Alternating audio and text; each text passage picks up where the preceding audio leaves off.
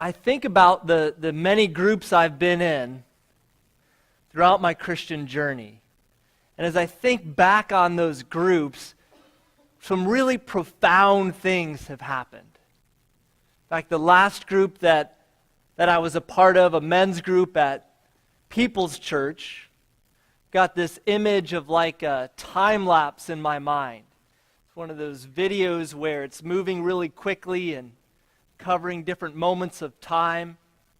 Picture setting up the chairs, the number growing and shrinking depending on the week, different people being involved. Some weeks we'd have 17 or 18 guys. Some weeks I'd be sitting there by myself praying for one person to come in. But what God did in that group was so profound. We gathered black. We gathered white. There was a man from Ghana, a man from Ethiopia, a man from China, a man from Puerto Rico. We gathered, homeless. Some of us were employing people and leading organizations. People would come in with mental illness. Sometimes we'd have people who were struggling with drug addiction. We had singles. We had fathers. We joined together because Jesus was King of our lives. And what a beautiful group that was. It was with that group that I heard stories like what it was like to grow up in an orphanage. The heartache and the pain of not knowing a father. I learned that my friend Kofi from Ghana got his name because he was born on Thursday. And in Ghana, your name follows the day of the week that you were born. I'll never forget when my friend Richard, who is borderline homeless, would minister to other people in our group, pray in faith for their circumstance. One night, Richard brought 4 guests with him to men's group, including the manager at White Castle. God was at work in that group. It was beautiful. Some weeks it would be quiet. Other weeks, people would share openly for the first time about life and struggles. Say things like, I've never shared this before in my life. Grown men sitting there in tears. Life is better together. Life is better together. In fact, as we come together across the divisions and differences that society has created, we find out that we're really not that different at all. That we're all facing the same obstacles and we all need each other. Life is better together with one another. There's something so powerful and profound about being with one another. 1 Thessalonians chapter 2, verse 8, the Apostle Paul says, we loved you so much that we were delighted to share with you not only the gospel of God, but our lives as well. You know, so sometimes it can seem like we're so focused on the connection with God that we forget the connection that we have with each other. But we find God when we connect with one another. As we look at the book of Ruth today, I want to read some verses from chapter 1, this powerful story how God redeems, how God has a plan, how God helps us through tragedy. And as amazing as the story of Ruth is, what's really amazing about this story is that we learn the power of being with one another. In fact, I want to read this simple verse from Ruth chapter 1. It's verse number 19. It simply says, so the 2 women went on until they came to Bethlehem. The 2 women went on until they came to Bethlehem. What in the world does that have to do with anything, right? You see, Naomi, Ruth's mother-in-law, had experienced great heartache. there was a famine in the land, and we read in Ruth chapter 1 that Naomi's husband died. And then tragically, we find out that both of her sons die. And there Naomi is with her daughter-in-laws, and they're grieving the loss of those that they loved so dearly. And this heartache has caused them to need to band together to make life happen. And what's profound about Ruth chapter 1 verse 19 is that the statement that they walked down the road together, that they went on to Bethlehem, means that they were still together. They were with one another. You find out who your friends really are when difficult things happen. You find out who's really there for you when times get tough. We can all talk a big game, but look around when there's grief and heartache and loss and pain. See, this simple idea that when we're with one another, we're stronger is something that we read in Ecclesiastes chapter 4. It says in verse number 12, though one may be overpowered, two can defend themselves, and a cord of 3 strands is not quickly broken. I want to read even more of the context of this. In verse 9 it says, 2 are better than 1, because they have a good return for their work. It also says, if one falls down, his friend can help him up, but pity the man who falls and has no one to help him up. Also, if 2 lie down together, they will keep warm, but how can one keep warm alone? Though one may be overpowered, 2 can defend themselves. A cord of 3 strands is not quickly broken. Ruth and Naomi had each other, even though their life was spinning out of control. But Ruth is a real book. It's transparent. It's not sugar-coated, as Pastor Rob said a few moments ago. And we learn that in Naomi's grief, in her heartache, in her pain, even though Ruth was by her side, she still felt alone. I want to read verse 20. This is when they walked back into Naomi's hometown. It says, don't call me Naomi, she told them. Call me Mara, because the Almighty has made my life very bitter. I went away full, but the Lord has brought me back empty.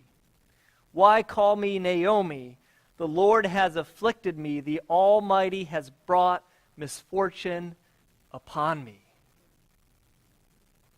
So here's Ruth standing next to Naomi. They're walking down the road together, and as they show up back at Naomi's hometown, Naomi doesn't say, tragedy has struck my household, but Ruth is standing by my side. I'm thankful that Ruth is with me. She says, I left full and I came back empty.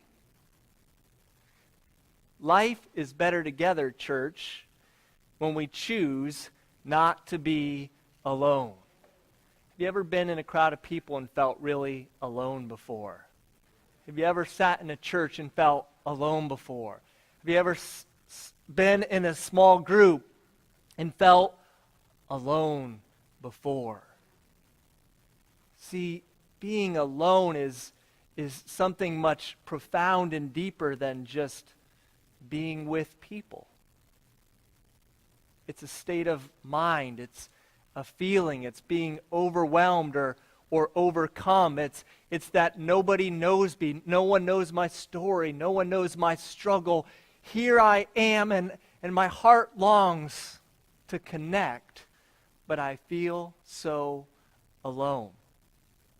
Something happens that's powerful when we're vulnerable.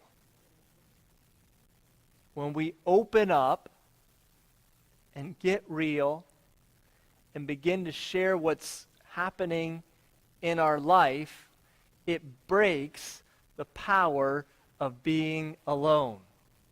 What does it mean to be in a relationship with someone? It means to know and to be known. Not that just someone's there, not just someone's name, not just that we're church family, but it's to know, right? And to be known. It's to feel someone, it's to hear someone, it's to trade stories, it's to be transparent, it's to be real. It's something that can only be accomplished when we're willing to be vulnerable, when we're willing to share. And the truth is that usually doesn't happen in a super big setting, right? It's not like, you're going to get up on stage and just kind of read your mail to a whole group of people. And that's what's powerful about a smaller group of people, a life group. It's what's profound about traveling together with one another. What comes out of that is a uniting of hearts, that realization that you're on a journey, and as people begin to open up, something happens that connects them in a really profound way. When one of the gentlemen in our group shared about his father committing suicide for the first time, that didn't happen the first week. It didn't happen the second week or the third week. We had been together for months until he shared that for the first time. Why? It's because when we were with one another, together on the journey of life, trading stories and laughing and eating food and getting to know one another, as we were on that journey all of a sudden, we became brothers, we became real to one another because we were willing to be vulnerable. And it created this safe space, and I'll never forget, so much happened in my friend's life that night when he shared and wept and we prayed together. It was healing, it was powerful, it was connecting us with one another, but also that individual with God. There were so many profound things like that happen when we do life together. So we've got to choose not to be alone. We've got to be with one another enough and vulnerable enough to really find out the true potential of being the people of God. This isn't easy. I think the easy cop-out for us when we think about really doing life together is our schedule, right? Our schedule's a real thing. But can I suggest this morning that our schedule is not the greatest hindrance to us really becoming one? It's really our willingness to be vulnerable. We are desperate for life connection with other people, with Christ followers. And, there's hurts and pains and misunderstandings and concerns and the question of whether or not we can trust one another. That's what keeps us from oftentimes sharing with one another. But man, when you open up the floodgates and someone's vulnerable and another person's vulnerable, something so powerful happens. Life is better together. So what's the secret to really being the people of God and being with one another? It's deciding I'm all in. Check this out. We're going to read this from Ruth chapter 1. Ruth decides she's all in before Naomi even realizes what she's got. I want to read this declaration verse number 16 from chapter 1.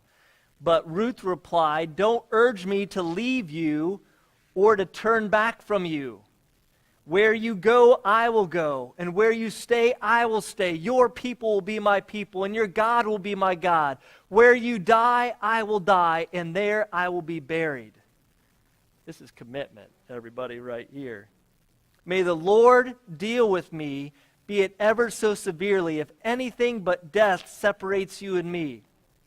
And when Naomi realized that Ruth was determined to go with her, she stopped urging her. Sometimes you've got to be the one that says, "We're going to make this work." Because the people that need you the most are probably going to try to push you away. They're going to be the ones who don't want to open up. They're going to be the ones who've experienced pain or are in a season of life that is just so difficult. What's going on now causes me to not want to be with a group of people. But if you say, "We're doing this," I'm going to pray for you, I'm going to encourage you, I'm going to text you, I'm going to keep inviting you, even if you tell me you're busy, right? I know you're really not. I'm going to fight for you because I know that life is better together. And when God calls us to his kingdom, he doesn't just invite us to faith, he invites us to family. If God is our Father, that makes us brothers and sisters. Whether we like it or not, right? We're together. And what we'll find is as we unite with one another, there's something so beautiful that happens when we make those real-life connections. So all this month, we're going to talk about life being better together. And I'm excited that we're going to start life groups officially at People's Church East. I see it as a real mark of maturity. We've done a couple small group rounds, but we really want to start journeying together and growing together and encouraging one another. There'll be breaks. There'll be a summer break, right? So Henry can go on his tropical vacations and do whatever he's planning to do, right? We'll have a good rhythm, but we want to do life all in with each other. Not just so that we can have us four and no more, but so that there's always an empty seat at the table to include one more. And then when one more comes, there's an open seat. And when one more comes, there's an open seat. I'm so thankful that when I came to faith in Jesus, there was a seat at the table for me, aren't you? And in the same way, we want to invite people into our hearts and into our home.